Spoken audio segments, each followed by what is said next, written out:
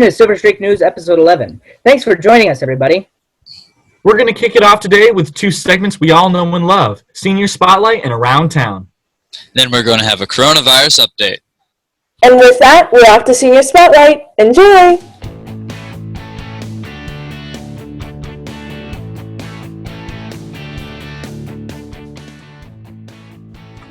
Hello, everyone. Welcome to today's episode of Senior Spotlight. Thank you so much for joining us. I have the pleasure of meeting with Jasmine Buffington and Jeffrey Bartone over Zoom. Thank you two so much for joining us today. Just a couple of questions to ask you. So my first for you, as I've been asking most of the seniors on Senior Spotlight, is just give us a rundown of your plans after high school, after graduation in just a couple of weeks. For me, I'm planning on getting my own place and just focusing on my writing and working. Okay, cool. Jeffrey, how about you? For me, probably like working for the summer and like just getting money for the college. Oh, that's cool. Where would you work? Hopefully the school as a janitor. Awesome. That sounds fantastic. Okay, so my second question is, over your entire school career, what would you say is the person in your grade as a senior that is like really stuck beside you, really have been a friend to you, been a role model, but just has had the most influence on you? For me, it's been Josie Deal. She's been my best friend my whole life, and we've always been together, and we have gotten so used to seeing each other every single day, like even outside of school. So she's definitely been the most influential on my life. Cool. How about you, Jeff? Probably Carter Grove, because it's like he's always been there if I've needed something, and like he's just been there since I've known him. That's great. It's great to depend on a friend who will always be there. That's awesome. I respect both of those people too. Those were very good choices. All right, my third question is just throw back in your memorabilia a bit. What would you say is your fondest childhood memory? So think young child, but what is the first thing that comes into your mind when you think about your early years? I guess I kind of think back to my pageant days. Oh, my goodness. That was a long time ago. There was this one girl who tripped while going on stage, and that was just hilarious. I enjoyed that a lot. Wow. Okay, Jeff, how about your fondest childhood memory? Probably it's not like this didn't happen to me, but it happened to one of my family members. But when like we were racing around my uncle's yard with like 4-wheelers and little mini dirt bikes, and my sister of all hands had one of the dirt bikes and went running like up the hill with it and into the trees that was above the hill. And so yeah, that's like probably one of the funniest things I remember. Was she okay? Yeah, she was okay. It was more like a lot of brush before you hit trees. Okay. Well, that's good. That's relieving, but also pretty hilarious. My last question for you both. Just out of thin air, what would you say is the best adjective that describes you?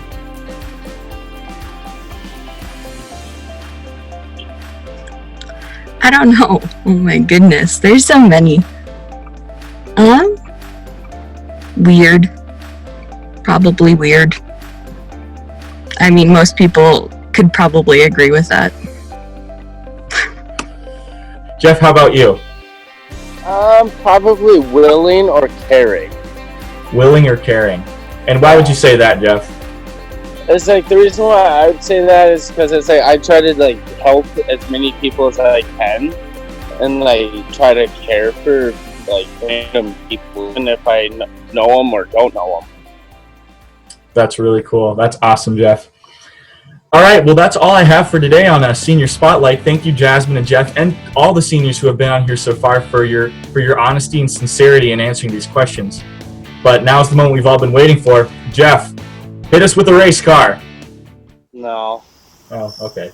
All right. The race car is not. It's in the shop right now, Logan. Oh, it's in the shop. I see. Yeah. All right. But We'll see you otherwise, yeah, next. I would. You would have, yeah. We'll see Yeah. everyone next week on Senior Spotlight. Thank you so much for joining us.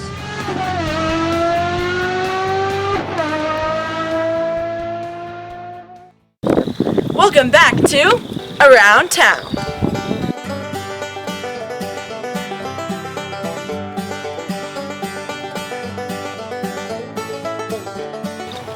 I'm here today at Cider Time Orchard in Osakis, interviewing Bob and Lori Hargeth, the owners of the orchard. So my wife and I grew up in Osakis. I'm a 1981 graduate. My wife's Lori's a 1983 graduate. Bob and Lori were married in 1988. They then moved to Indiana, where they had their 3 boys.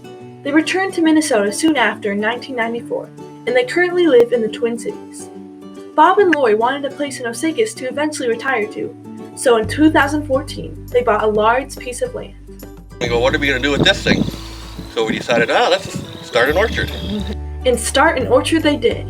They planted their first 400 plus trees in 2015 and have been planting more and more each year. They currently have up to 1,200 trees. And we had some space left over and we're trying to figure out what to do with that. So we decided to plant asparagus. So we planted, 4 years ago, we planted 40,600 asparagus plants by hand. Asparagus plants come up about mid-May, so in a week or 2, the orchard will be ready to sell their asparagus to the public.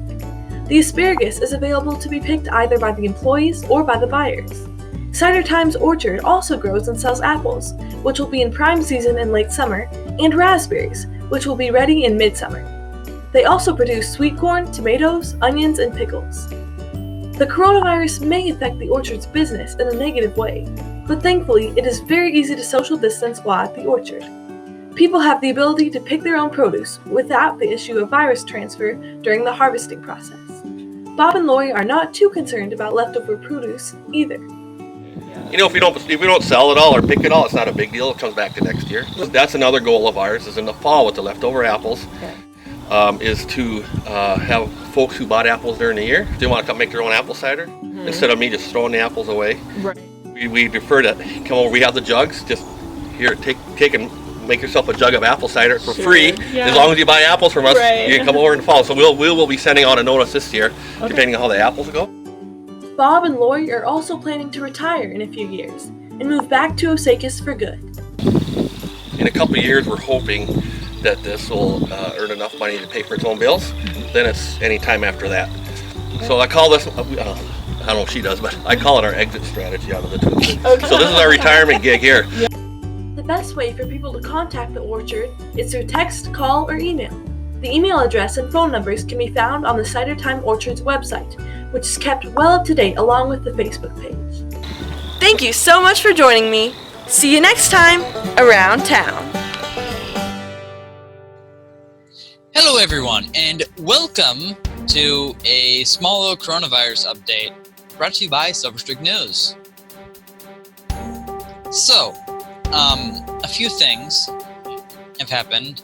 Now, I'm not going to go into a lot of detail because, well, I'm not a professional at this and want to give false information just in case. So, basically, the stay-at-home order has been extended, if you haven't heard already. This information seems to be about from a week ago, I would say. So, take it with a pinch of salt, as they say. So, the stay-home order has been extended for 2 more weeks, I think. Also, this information is a lot of date, but 8,579 cases of COVID-19 and 30 new deaths on Wednesday last week, I'm pretty sure, are on record. And as I said, this was very short.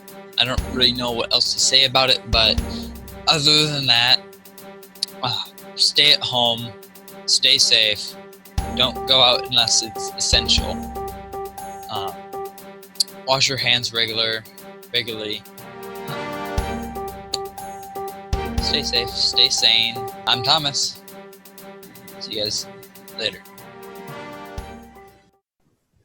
Thank you for everyone who made this episode possible.